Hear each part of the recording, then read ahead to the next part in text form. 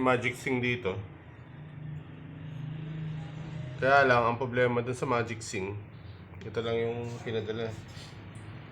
Wala siyang power supply o yung adapter. Ayan, dito sasaksak yung adapter eh. Ngayon, nakabili kami online. Eto. Nakabili kami which is 9 volts. 9 volts kasi ang required dito sa ano eh, sa Magic Sing. 9 volts nga na adapter ang nabili namin. The adapter is good. 9 volts talaga siya. Kung makikita nyo, kita ba sa ano, ayan yung specifications niya. Sa specs niya, 9 volts nga talaga ang output. From 220 volts na input, lalabas. Ang magiging output niya, 9 volts. Now, nagkaroon ng problema. Dahil, dito, ayan o. Tama sana. Tama na saksakan siya. Kaya lang, maliit. Hindi pumapasok. Malaki yan, maliit to. So, ano ang remedyo? Hindi kailangan magpalit ng kable. Buti na lang, may mga nakatago akong mga pyesa ko. Ayan. Actually, sa kalumaan nga, matigas na eh. Hoping na matigas lang siya, pero functional pa. So, hindi natin malalaman kung okay siya unless susubukan natin. Pero ito nga, sinukat ko na from this, dito, saktong-sakto. Oh, kanina sakto, bakit ayaw sumaksak ngayon? Ayan. Ay! Ulit. Ay! Bakit ayaw? Ayun. Pasok siya. Pasok nga ba? May nakaharang kasi. Pasok nga yata. I guess so, pasok naman siguro siya. Oo, pasok siya. Kasi meron pa akong isang pinagsukatan eh. Ito oh. Ayan, pareho naman sila eh oh. Diba magka-size? Hindi ko lang alam kung gano'n siya kapasok. Kung hindi siya limited. Parang limited yung una eh. Ito, pasok na pasok. PNP, pasok na pasok. Oh. Pero itong isa, konting pasok lang. Parang magkakaproblema pa na naman ako oh. E di, wala tayong magagawa kundi dito na tayo sa sigurado. Ito na lang sana ang gagamitin ko, kaya lang 12 volts eh. Ano, makikita mo 12 volts yung ano, yung output niya. So, alam mo, mag-output ka ng 12 volts. Maybe, since alanganin pala tong kable na isa. Kala ko pa naman makakatipid na ako. Isa na lang yung masisira ko ako. Di yan, tapong ka dyan. Ito na lang. Ang mangyayari yan, magbabaklas ako ng dalawang adapter. Itong 12 volts, kukunin ko lang yung cable niya para may saksak doon sa 9 volts. Itong 9 volts, babaklasin ko, tatanggalin ko itong cable. So, para maging compatible doon. So, ayun na nga. Ang tanong, paano natin tatanggalin? Eh, mukhang sealed type tong mga to. Eh, wala tayong magagawa. Wala tayong choice kundi ang kalasin talaga siya. Di pag nasira, di ayusin. Ganun talaga. Ayan. Ang ingay ng ibon ko ah. Narinig niyo ba? Oh, pikabo daw. Kaya lang, ayaw talaga mabaklas. Stop ko na muna. Ang hirap baklasin. Nakasil talaga siya eh. Palibasa, seal type nga. Kaya nakasil. So, paano ang remedyo? E di, ganito. Kuha ka ng gunting. Tapos dyan, putulin mo na. Tapos, ganun din dito. Kuha ka ng gunting. Tapos dyan. Putulin mo na. Tapos. Pagkatapos nun, ngayon ka mamblema. Bakit pa pinutol? Yun ang tanong eh. Pinutol mo, hindi mo alam ngayon gagawin mo. E di, walang iba kundi, balatan mo to. Ayan na nga, babalatan natin. Aray ko, natusok pa yung kamay ko. Ayan o. Balat, balat, balat. Nabalatan nga ba? O yung kamay ko yung nabalatan? Sa tingin ko naman, nabalatan na nga. Yung kamay ko, hindi. Itong kable, ayan o, binubulatlat ko na nga eh, o. Ayan. Puti at saka pula. So, anong ibig sabihin nun? Ano yung pula?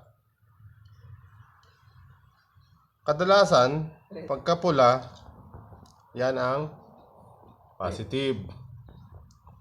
Sabi nung anak ko, pagka pula daw, yan yung red. So, ayan, babalatan natin. Tapos, hanggang sa lumitaw talaga siya. O, kaya mo nga babalatan para lumitaw eh. O, ayan na. Ayan na. O, tapos nalobat pa.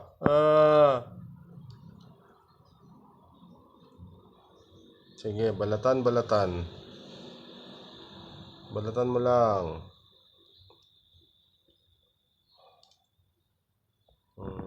Sa palagay ko, okay na siguro to. Anyway, ano lang naman eh. Pero ang nipis nitong kable ah. Makapal lang yung ano niya. Makapal lang yung kanyang ito, yung outer covering. Tapos yan, ay, bumagsak. Ito. Babalatan mo pa rin dyan.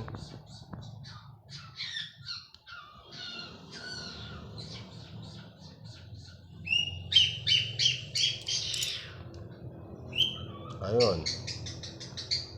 Yung puti, which is sa paniwala ko pagka puti, eh, siya yung negative. Tapos itong pula, ito yung positive. Sana nga tama ako, pero alam ko tama ako eh. Ayun. Ayun na. Ito na ngayon, yung kabila naman ang babalatan natin. Ang talong. Nasaan ang positive nito, nasaan ang negative, yun lang. Doon na tayo nagka-problema. Kasi nga, pinutol lang natin. Hindi ang kakalabasan niya, magta-trial and error tayo. Tignan na lang natin.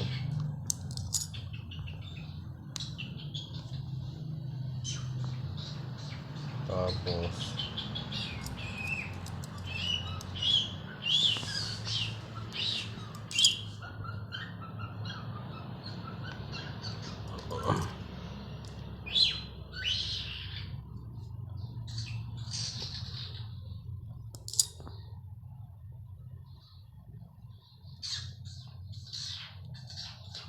malaki nga problema ko ngayon. Hindi ko na alam kung alin ang positive sa negative dito.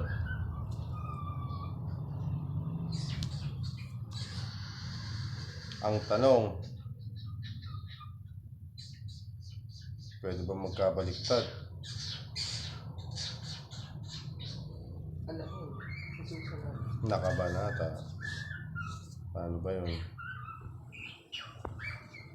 Wala pa namang traceability dito sa kable.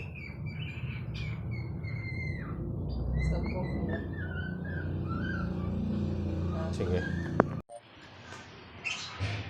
So, eto, medyo madilim lang yung kinalalagyan ko pero Nagtanong-tanong din ako sa yung electrician dyan sa tabi namin.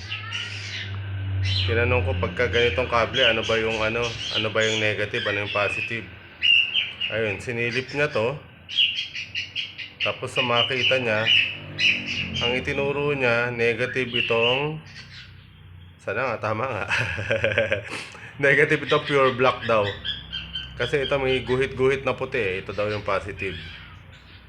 So, try natin. Dahil nga ganon, so, negative yung pure black. Ilalagay natin dito sa, pagka negative yung pure black,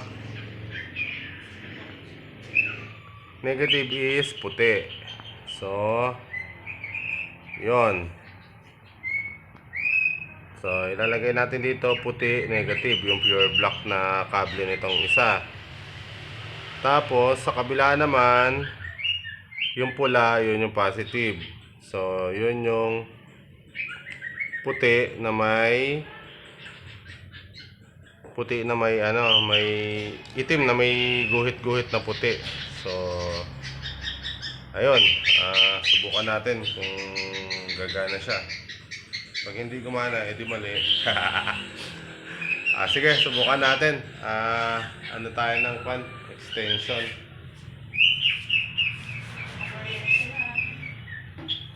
Sige, sandali. Ano muna tayo ng extension.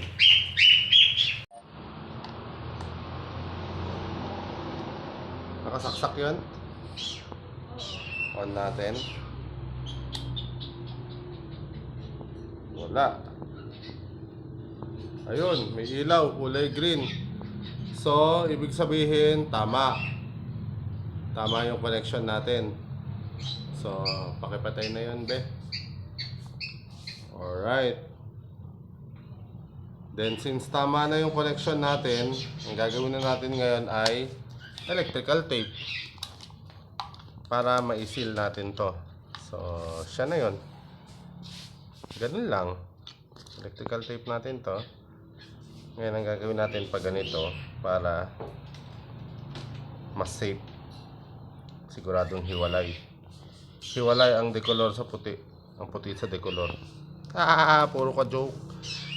Puro dad jokes ka naman. Daddy jokes. Wala, daddy na ako eh. Actually, pati nga katawan ko, dad bod. Katawan ng daddy. Ibig sabihin, malaki ang tiyan. Mataba. So, that's it. Okay na. Nakagawa na naman tayo. Conversion. So, yun. Sinira natin to. Saka to. Pero, itatago lang natin yan dahil mapapakinabangan pa rin natin yan in the future. So, ayun. Sana, nakatulong na naman ako dun sa mga nakakabili ng maling mga aparato at pwede naman palang i-convert. So, ayun, ganun lang gawin. Parang itong ginawa ko. Yan. Para mapakinabangan, imbis na ibalik pa o kaya mainis pa kayo dahil mali yung nabili nyo. So, ayan na. Maraming salamat sa mga nanood hanggang dito sa pating huling to. Sana may natutunan kayo. May natutunan tayong lahat. Maraming salamat. Bye.